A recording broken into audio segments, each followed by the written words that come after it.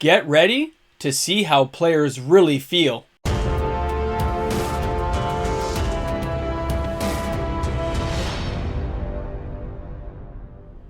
It's 2023, and the players of Magic the Gathering are about to step into the ring with Wizards of the Coast.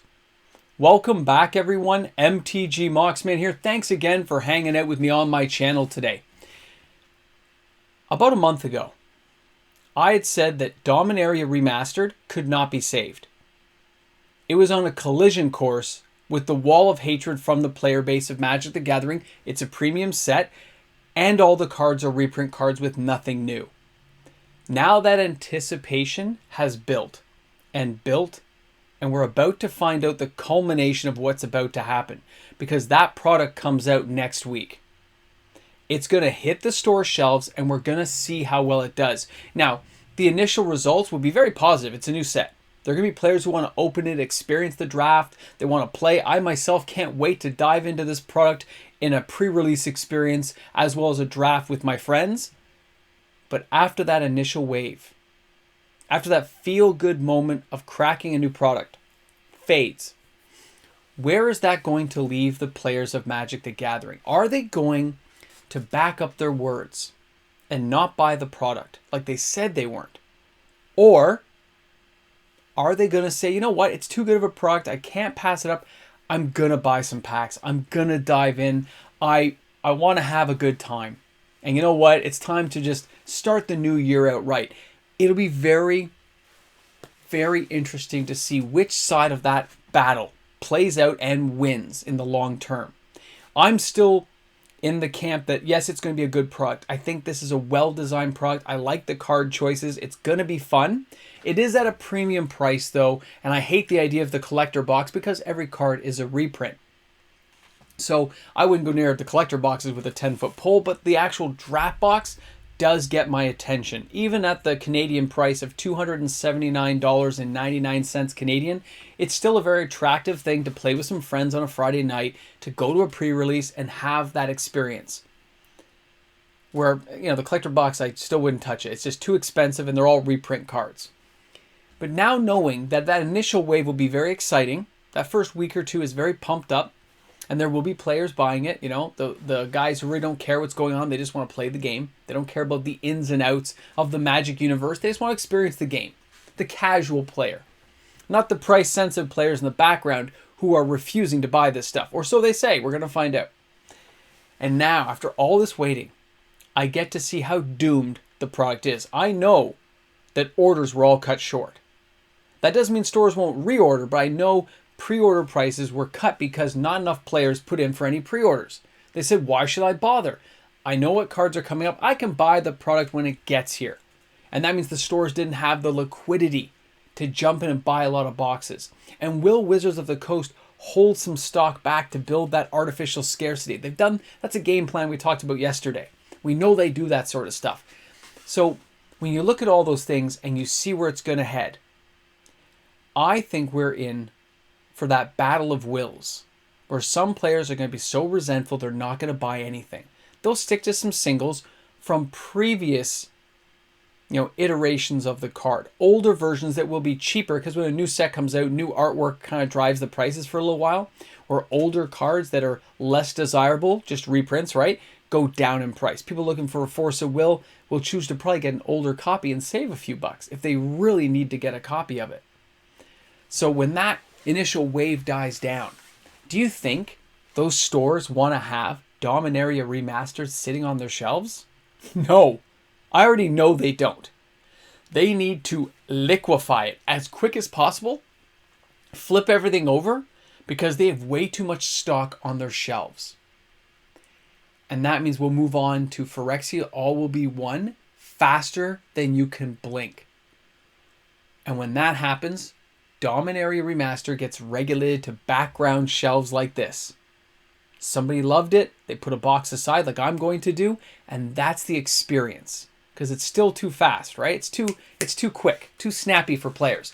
So that leads us to that second part, where if the players back themselves up and do what they say they're going to do and not buy product and only stick to singles or totally boycott Wizards of the Coast this year, then the company making all those comments about this being a billion-dollar IP are about to be shattered.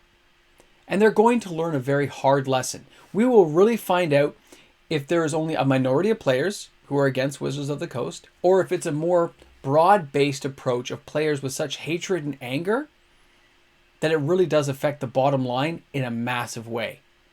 And I don't care in the sense of which way it turns out. Like, I'm still going to love the game and play and do what I want to do, pick the products I want to pick, but I do want to see what's going to happen. I want to know which side's winning. I feel like it's a chess game and it's a tie right now because we haven't seen the next move. And I'm dying to see the next move of whoever makes their move. Is it the players not making any buys? Is it the store dumping more things on Amazon or cutting back to make... It's going to be a fascinating time. It's a very interesting idea, and the anticipation's killing me to see how it's going to play out. Because I'd put a video out, I guess, over a month and a half ago, where I'd said, this product's doomed. It's a reprint set at a premium price. With these cards all existing, and prices about to even go further down, those secondary market cards aren't going to be holding their weight, which means stores will get rid of those copies as soon as they can. So why would someone need to buy a box unless they just want the experience of opening the box? This is a reprint set that is probably doomed to fail, at least in my opinion. On the bigger scheme of how they deem successes in their game platforms, this one I think is doomed to fail because it's got no new cards in it. It's got great choices of cards, but no new cards to draw players to want to buy it when they can look up a Vampiric Tutor, a Force of Will, whatever card they happen to be looking for, they can buy it on the secondary market. And that's the problem with reprinting certain cards too quickly. There's no anticipation anymore of a reprint coming when you do it every single time. We know it's going to come around again. We know your playbook, and it's pretty predictable. So that's where I think a lot of players are going to fall and say, no, we're not going to buy. Why bother? It's going to be reprinted. I can proxy it. I can buy a cheaper iteration of the card from a previous edition. I don't need to buy a higher priced product at new inflated prices that weren't there 5 years ago. And that's what I think is going to happen. But I want to know what you guys think. Is this going to be a success? Is this going to be a failure? This is where the Magic community can just talk about stuff. I believe Wizards of the Coast underestimates how much the player base communicates to each other as a community about thoughts, feelings, upcoming ideas, different concepts of the game. I think they still don't realize how much players talk. I look at the communication on this channel, the conversations in the comments section, and I can just see it. I can feel it when I read that stuff, that a lot of you care and love this game so much like I do, that when Wizards does things they shouldn't be doing in our opinions, we have a strong reaction to it. So let's hope going forward that they get the picture. And no matter where you stand on buying a product or not buying a product, that's up to you. You'll make those decisions as a player for yourself. You'll make the decision that is right for you.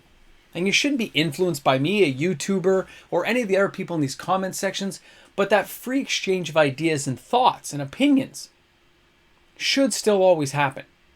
So I'll be curious to see if Wizards of the Coast really pivots if these sales do go against them. If all of a sudden that billion-dollar, evaluation of their company goes down to 500 million, we'll see some radical changes. If it drops to 750 million, that's still a big haircut. I don't know what they'll do if any major things happen, and I don't know how long these effects take to really kick in, to be felt by a company this large. But I still want to see what happens when they do their fourth quarter earnings for 2022, to see what the tone is they're setting, to see how much internet chatter they actually listen to, and if the players had a truly lasting impact, or if we will have an impact going forward for those players who decide to boycott the game or at least boycott new product. Because I still think a product like this, because it's a reprint set, probably won't do as well as Time Spiral Remastered did, because it just doesn't have that same feel behind it. The player base isn't as energized with an oversaturated market the way it is. So we'll find out soon enough. Thanks again for being here, guys. Thanks for hanging out with me on the channel. I can't wait to read your comments in the comments section about how you feel with Dominaria Remastered. You going boxes, you going singles, draft night, pre-release, or are you boycotting everything? That's what I want to hear about, guys. I'm looking forward to it. And of course, we'll have another exciting video tomorrow. I look forward to seeing you all then. Have a great day today, everyone. Hey guys, a big shout out and thank you to all the fantastic patrons I have sponsoring and supporting this channel, its content, and the ideas behind it. Thanks again everyone for making it possible. Patrons, you rock. I'll see you soon. There was a movie, I think 2004, Shaun of the Dead. Great, brilliant movie. But there's a line in the movie that he uses when he's at the shop where he says, he's at where he works. And he's standing there, he's making announcements. And he goes, just so you all know, Ash will not be here to save us today. That's a reference to Ash. Bruce Campbell, Army of Darkness. When I heard that in the movie, I was like, so welcome back to the end, guys. You made it. You're here at the end. That's right. You can put Necronomicon in the section. That's what you got to put down there in that comment. You can add other stuff in there, but I want to see a Necronomicon. Guys, thanks, man. So how do you feel? We're feeling pretty good. It's 2023. We got magic on the horizon. Some good times ahead. I can't wait.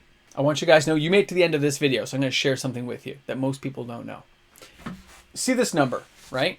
Getting closer to 16,000. Well, really that means we're like 4,960, right? Away from 20K. Now, that is a very long time still. I have no illusions about, I think we'll get there some point in 2023, but the real thing is you have to start planning the party early. You got to get the 20K party undergo. You got to make sure things are kind of going the way you want. You got some stuff you have to put together for a party of that magnitude. So I want you guys to know I'm on it. I got ideas. We're going to have some good times. And let's hope that in 2023 we can reach that 20K. Thanks a lot for hanging out, guys. Thanks a lot to Ash for rescuing us in the Army of Darkness. And you know what? Necronomicon Ex Mortis, man. Don't open the book. It's dangerous. Don't open it.